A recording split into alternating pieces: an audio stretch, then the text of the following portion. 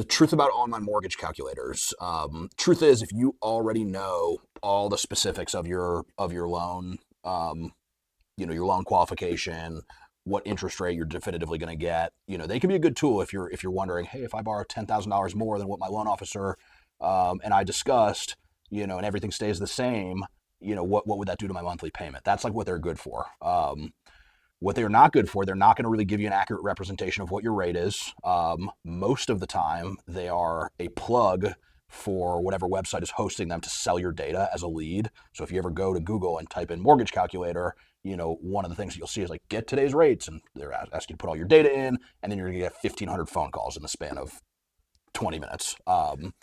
What I always recommend, find somebody trusted. I happen to think I'm a great resource, but even if it's not me, find a local loan officer, real estate recommended loan officer you can trust. Have them run the specifics of your scenario, because the last thing you want to do is plug your info into a generic loan calculator, think that you're going to get one rate, and then realize after you talk to an expert that there's something a little bit different about your file, or there's something on there that like an automated calculator can't really take into account, that causes you to get either a higher rate, which is better, or maybe you're overshooting the mark.